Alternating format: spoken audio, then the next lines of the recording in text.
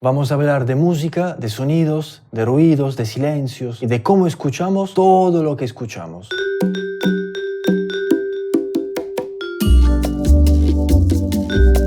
Hola, soy Erika Rivas y soy actriz argentina.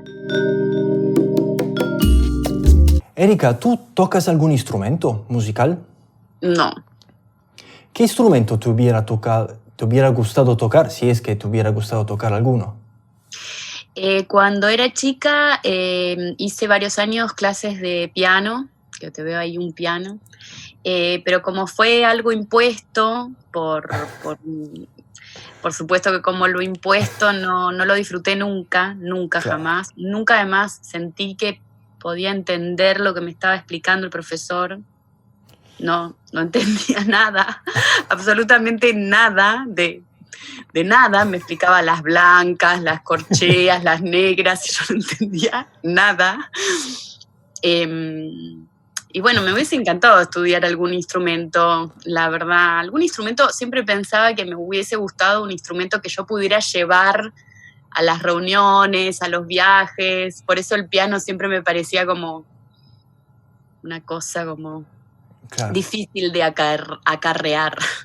Y por ejemplo, decime un instrumento que te hubiera Y gustado. bueno, la guitarra es un Mm, instrumento que me encanta porque también me propone la posibilidad de cantar. No sé, porque pienso, me gusta la flauta o la flauta dulce. O, bueno, incluso creo que hay cantantes que cantan con violín también, me parece.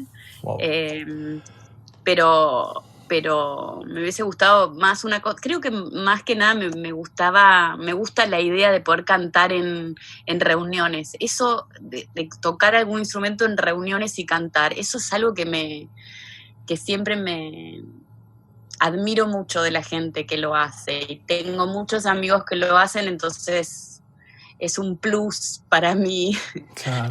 para la amistad.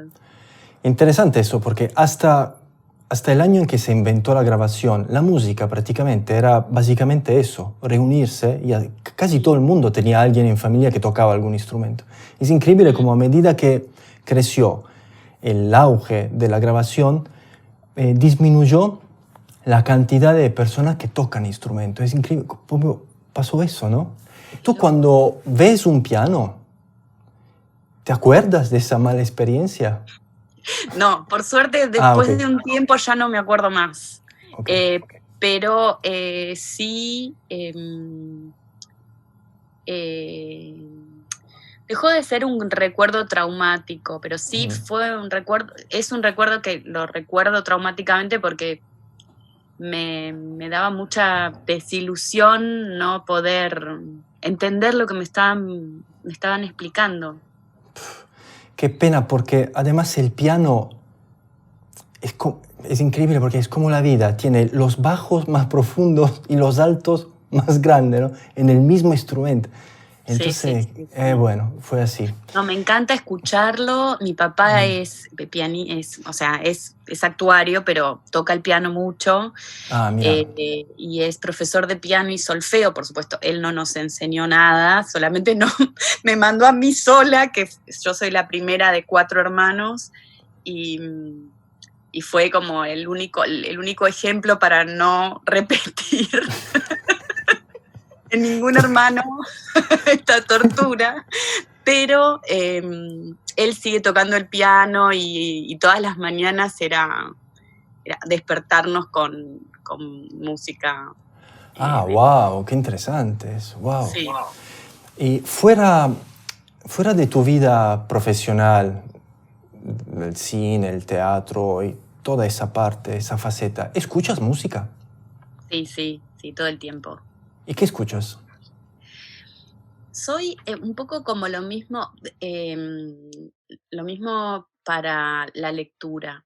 Me pasa que cuando me gusta algo, me gusta mucho y es como si lo gastara. Me quedo escuchándolo repetidas veces.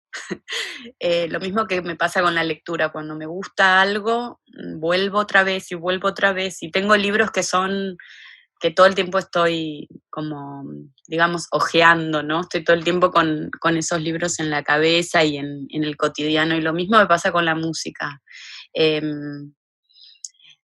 Es según también en qué momento, pero cuando me gusta, cuando quiero algo que no, digamos, que no necesite de mí atención específica, bueno, escucho jazz, Bill Evans en general, y bueno, y hay varios grupos de acá que me gustan mucho, Lo Giacomo, creo que se llama, bueno, es un trompetista también de acá, y bueno, cuando necesito eso, como esa sensación como de no tener que estar prestando atención, y si no, casi siempre me gustan las cantantes, en general mujeres, que necesitan de mi atención específica. Por ejemplo. Y bueno, yo soy muy fanática de Liliana Felipe. Wow. Chapeau. Que también es una pianista que yo visité en su casa en no me digas. ahora en el desierto, sí, Wow.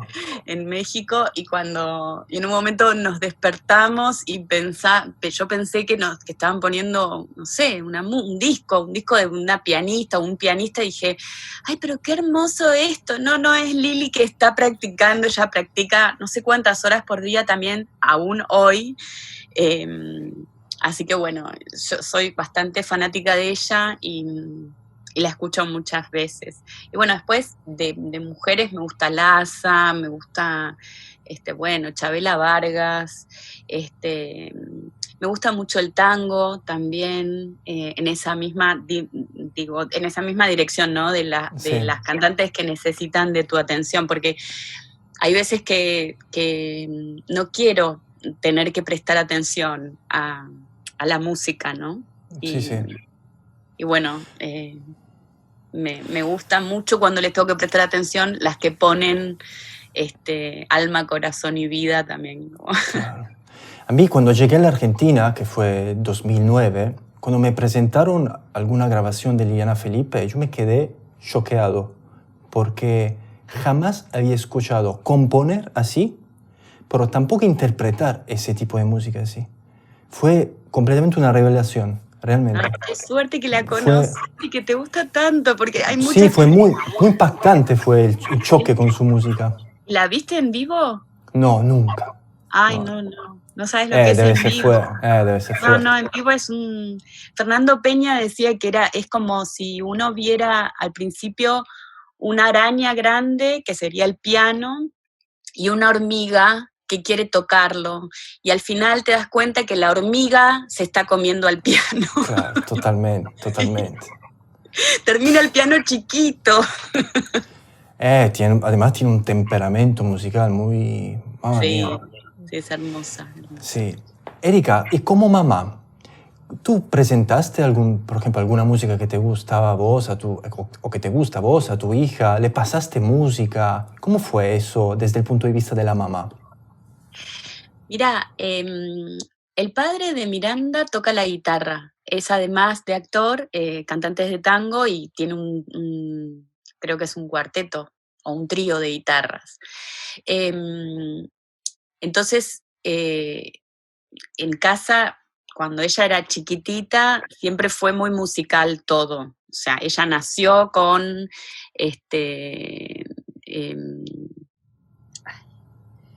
Sí, entre ensayos. otro cantante, sí, otro yacero, bueno, ahora ya se me voy a volver a recordar, pero nació con una canción específica de un disco de Django Reinhardt, y bueno, siempre estuvo la música en casa muchísimo, y yo como no, siempre me sentí bastante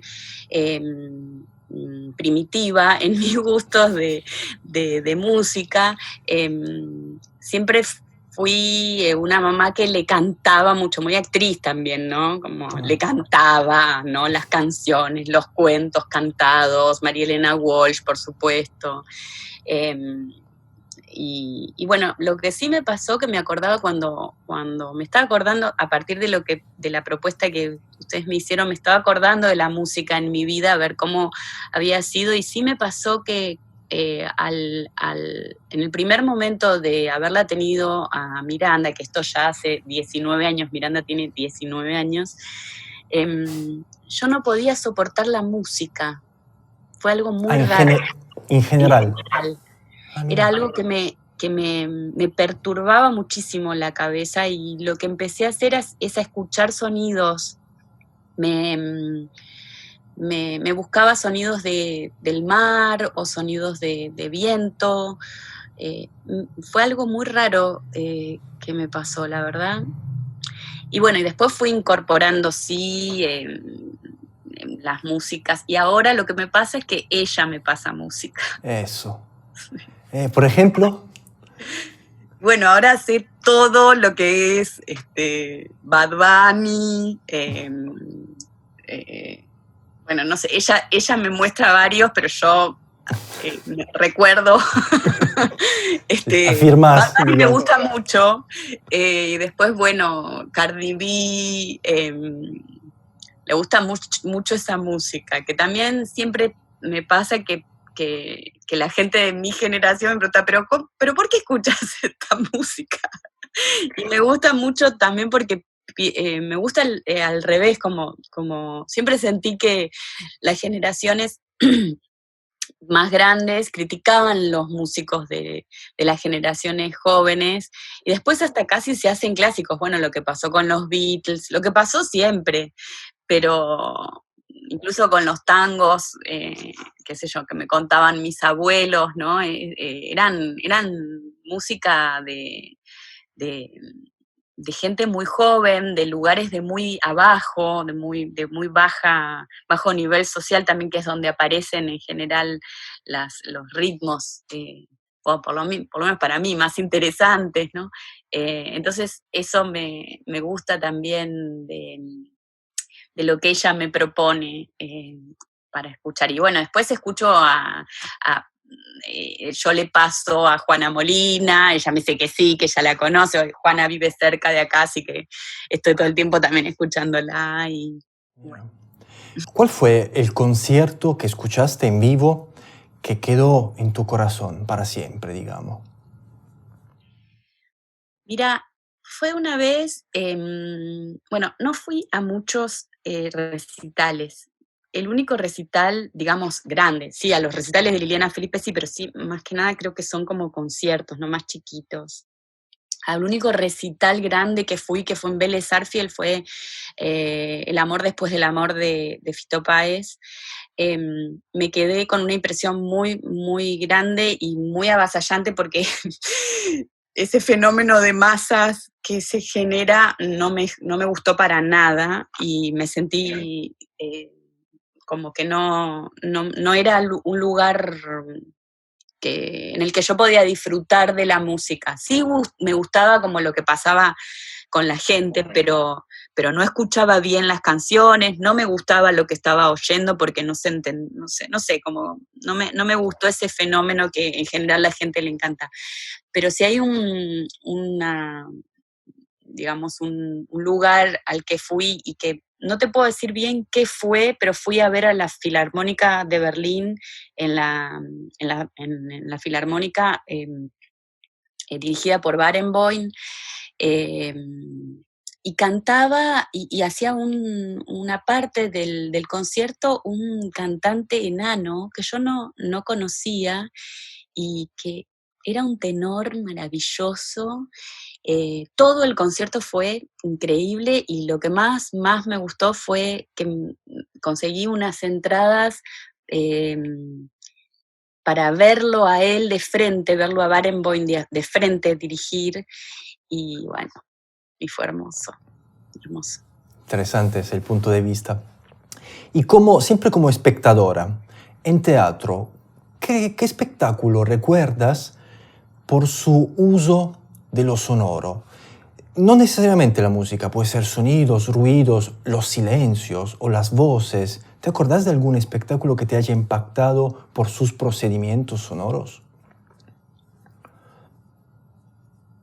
Mira, un espectáculo que me conmovió a nivel sonoro muchísimo, pero no sé bien si se puede dividir una cosa de la otra, porque era un espectáculo que vi y que después hice yo, que se llamó Divagaciones sobre la poética de Silvino Campo, en una casa que en ese momento era un teatro que se llamaba La Maravillosa, Ah, mira. y era los espectadores estábamos sentados en el patio y la obra sucedía en toda la casa. ¿La viste?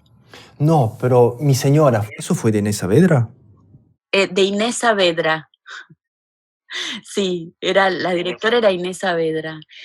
Y bueno, esto pienso porque primero por lo sonoro de la casa, que también era muy interesante eso, porque digamos que el sonido aparecía de cualquier lugar y era interesante porque, bueno, además porque, bueno, la poesía tiene una música muy especial y justo la poética de Silvino Campo, que es justamente una poeta muy ligada a lo de adentro de las casas, ¿no? A la cosa de estar esperando en la casa, de la relación con sus perros, de esa cosa como muy íntima que tiene Silvina, me parecía una conjugación que no paré de llorar desde que llegué hasta que me fui. Y eh, creo que fue eso, el sonido de esa casa. Y después te tocó hacerla, porque vos actuaste después en esa obra. Sí, sí, después la hice, sí. Y sí, también me pasaba, viste esas casas que tienen historia ya de por sí, era una casa antigua y el sonido de los pisos, la madera, esos techos altos, cómo rebota la voz, cómo se proyecta la voz en los pasillos, en las escaleras, eh, cómo aparece además desde las ventanas que dan al patio, y además esa música, y además, además de la música de la poesía, además la música de la voz de Silvina, que recomiendo, hay algunas grabaciones de ella, incluso hay un corto que hizo Lucrecia Martel, en donde están algunas de las grabaciones de ella, de Silvina misma, y su voz era muy, muy especial. ¿Cómo fue cuando en la obra Ojo por Ojo? Quería preguntarte, cuando Augusto Fernández reemplazó a Lupi, ¿cómo fue para vos, a nivel sonoro, que la voz de tu maestro, pero también del director de la obra, de repente fuera al lado actuando con vos? Cioè, sonoramente hablando, ¿cómo te afectó esa situación? Em, Mira, Fernández había sido mi maestro hacía un tiempo largo y había sido mi maestro durante 11 años. Yo había dejado de ir a sus clases, digamos, había abandonado esa escuela justamente para algo que tiene que ver mucho con el aprendizaje, que es matar a tus maestros, ¿no? Em, y después, cuando nos volvimos a encontrar para hacer Ojo por Ojo, eh, durante todo el proceso de ensayos, que fue durante un año, todos los días, como 6 horas por día, fue un entrenamiento muy, muy intenso, sucedió que, bueno, los dos nos vimos de una manera distinta, ¿no? Yo ya era una actriz, digamos, que había tenido un recorrido, ya no era todo lo que él decía, digamos, palabra santa, entonces podía también confrontar. Y bueno, y fue intenso, ¿no? También, ¿no? Esa confrontación y ese lugar sonoro también desde el público, ¿no? Desde donde se sienta el director a dirigirte. Y después, cuando él actuó, me, me pasó que me dio una ternura muy grande, porque primero vi que todo lo que uno puede ver desde afuera es muy difícil hacerlo en el escenario, ¿no? Que eso, bueno, eso es algo que se sabe y que, bueno, que hay que tener en cuenta siempre cuando uno es un alumno de teatro, que uno desde afuera ve muchas cosas que cuando uno está ahí adentro, ahí arriba, no se pueden reproducir de la misma manera que uno las ve, ¿no? Eh, y vi a un hombre grande, como si te dijera algo, me apareció como algo muy, ay, no sé, me salen palabras raras, pero como si te dijera algo infantil, como algo inocente, ay, no sabía que él tenía tantas ganas de actuar. Me apareció algo así, ¿viste? Cantaba antes de entrar, se preparaba la voz, para él era muy importante la voz, y de hecho él fue muy importante en mi voz, digamos, como maestro también. Él, ni bien empecé a estudiar, me dijo: tenés que ir porque hay algo en tu voz que tenés que cambiar, y fue clave.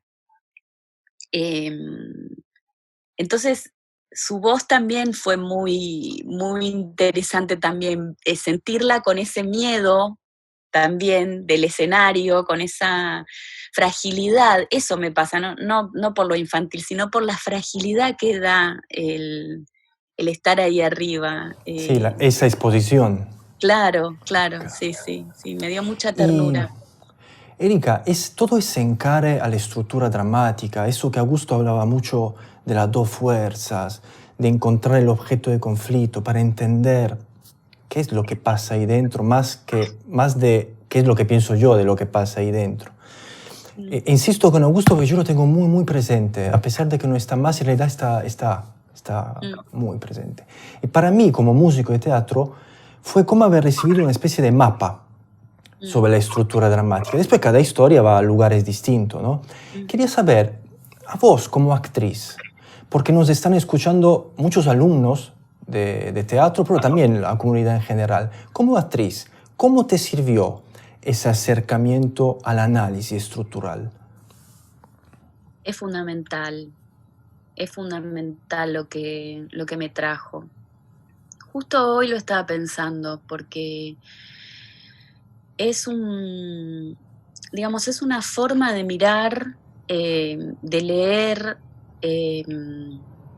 lo que tiene que ver con lo teatral, o lo que tiene que ver con, porque eso mismo, esa misma estructura que propone él aparece en todos lados.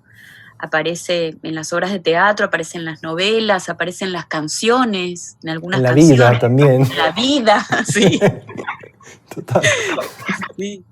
Este, pero tratar de desentrañar eso, digamos, de poder, aunque no lo desentrañes bien, aunque por ahí tengas tus errores en esa, digamos, en esa percepción de lo que sucede, ya el hecho de tener esa estructura te sostiene, para mí como actriz, muchísimo. O sea, es la base de todo. O sea, yo recibo un guión y lo primero que hago, ya como andar en bicicleta, ya sin darme cuenta, ya armo esa estructura.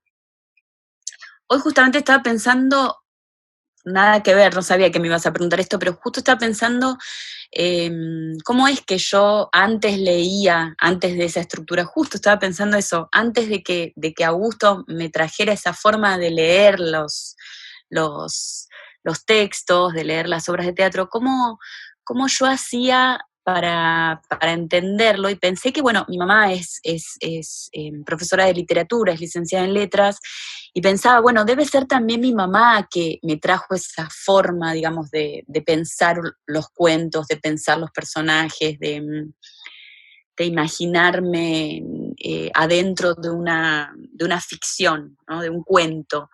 Sí, para mí es fundamental.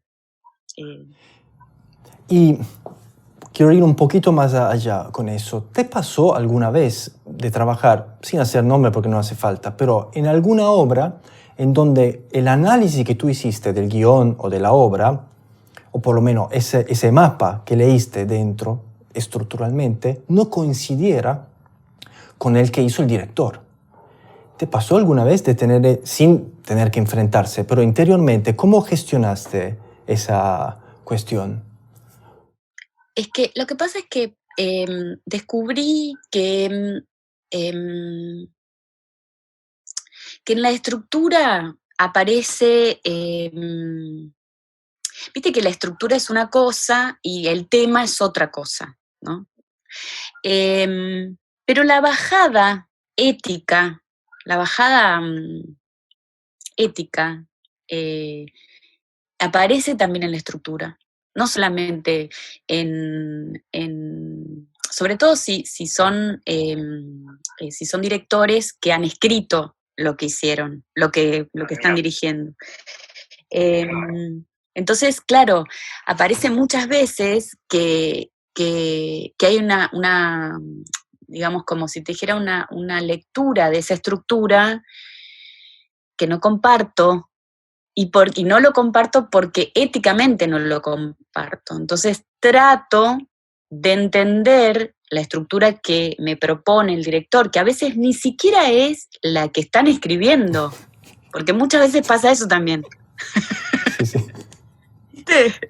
Por eso te preguntaba, porque a veces, Sí, muchas veces pasa eso. muchas veces, porque claro, me imagino que además yo también escribo, uno se pierde. Uno cuando logra como esa distancia para poder volver a leer el material, ahí podés, dentro de todo, tener esa distancia para poder entender las fuerzas, la estructura. Pero muchas veces no se analiza eso, no se piensa eso.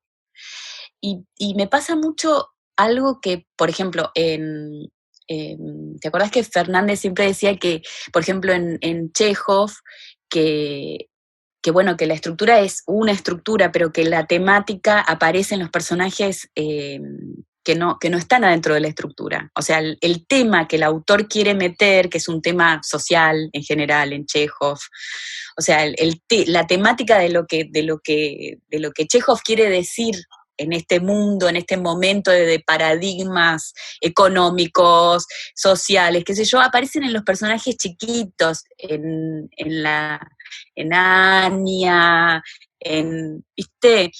Que el jardín de los cerezos que se va a quedar sin casa, esa viejita que está como, esos personajes, y a veces los autores no lo piensan, los directores no piensan en eso, lo ponen como en una nota de color y no se dan cuenta que lo que están queriendo decir con ese personaje es algo fuerte, es algo muy, digamos, que hay que tenerlo en cuenta, ¿no? Y sí, muchas veces me encontré preguntando, incluso, yo soy muy preguntona y soy bastante hincha en el set. Eh, Espera un segundo, Erika, Muchas veces me espera, encontré preguntando. espera porque te estamos perdiendo, perdón. A ver, hay un problema de Ah, conexión.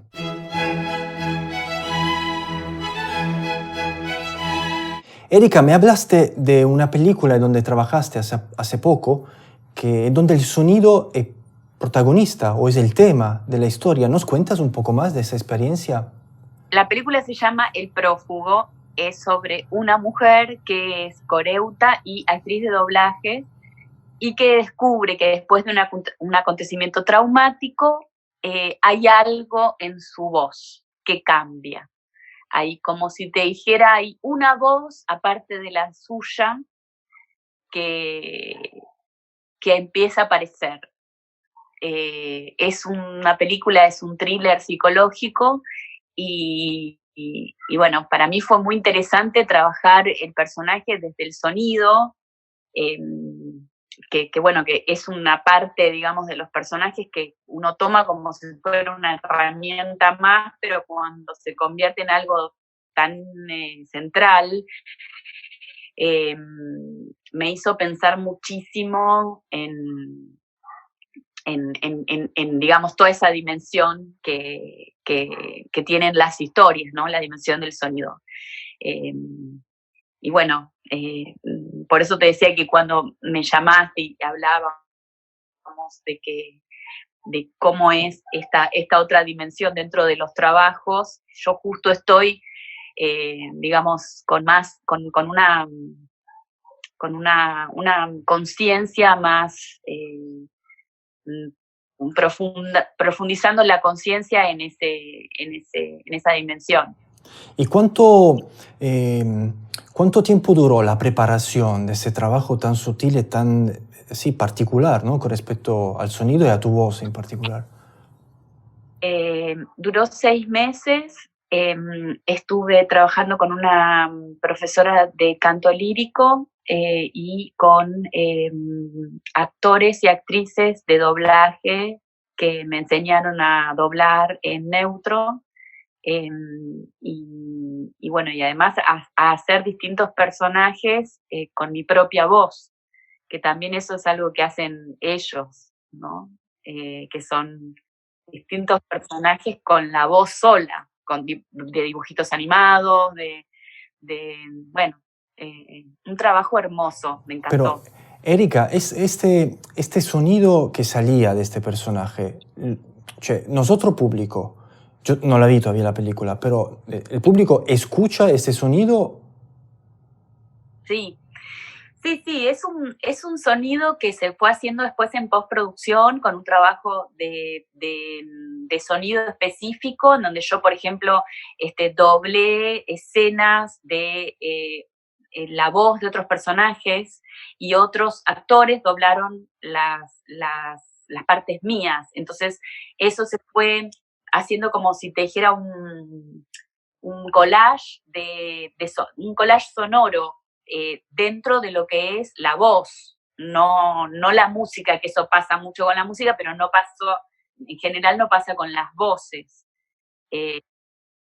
Así que sí, fue un trabajo muy interesante porque bueno, en el rodaje, estar pensando en ese otro, digamos, en esa otra dimensión, con mi voz, y después saber que en el doblaje iba a poder hacer como otra parte del trabajo que era otra cosa totalmente distinta, pero que tenía que ver con eso, o a veces en el mismo momento, qué sé yo, hay momentos en donde hay un concierto, hay un momento en donde hacemos un concierto con todo el coro, que además era un coro polifónico de verdad, un coro de mujeres, en el CCK. Y bueno, ya mira, lo digo y me agarra. Sí. Entraste en el personaje. Ya pasó. Claro. Pero tener que repetir, viste, las inflexiones de la voz. Estuvimos trabajando también con Luciano Asigotti, que es quien hizo también la música, y que también la música tenía que ver con esas, digamos, esas otras posibilidades sonoras que tiene la voz y que no son solamente las que uno escucha tan digamos, más frecuentemente. Sí. Pero bueno, hay gente que trabaja sobre eso, incluso hay gente que hace música sobre eso. Yo no sabía. Claro. Ok, fantástico. Vamos al quiz.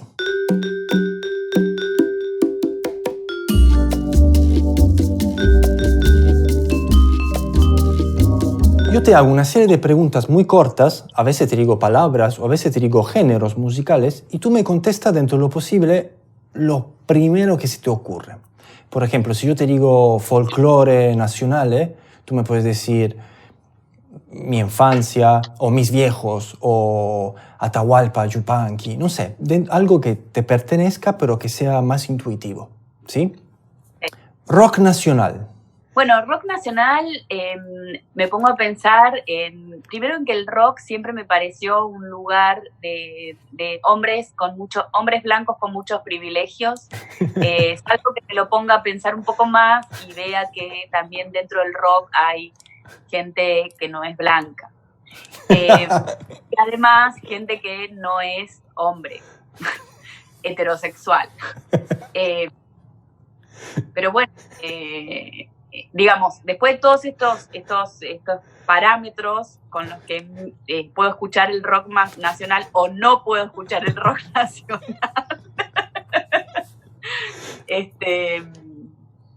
mira, ahora me viene Barbie Recanati, por ejemplo, porque acabo de escuchar una cosa que me encantó y que la recomiendo, que se llama Las Mostras del Rock, que la recomiendo, un podcast. Música clásica. Bueno, música clásica me suena a Mozart, a las princesas, las bailarinas, el Colón, los momentos en donde quiero estar en un lugar como bastante, digamos, idílico y a veces intenso y otras veces suave. Música barroca. Música barroca no conozco mucho. Música italiana. Las canciones que cantaban mis tíos, mis abuelos, las canciones de guerra, las de posguerra, y Mina. Tango. Liliana Felipe, Juli Lazo, Tita Merelo. Jazz. Jazz me hace acordar a una película que hice y que para mí está muy ligada al jazz en mí, que es La Luz Incidente, y bueno, después Django Reinhold, que es la música con la que nació mi hija. Erika, si fueras sorda, ¿a qué recital irías? Si fuera sorda, volvería a ir a la Filarmónica de Berlín para verlo a Barenboim dirigir. ¿La voz que más recuerdas de una cantante? Creo que la voz que más recuerdo es la voz de Liliana Felipe, pero porque soy muy fanática. ¿La voz que más recuerdas de un cantante? Una de las voces que más me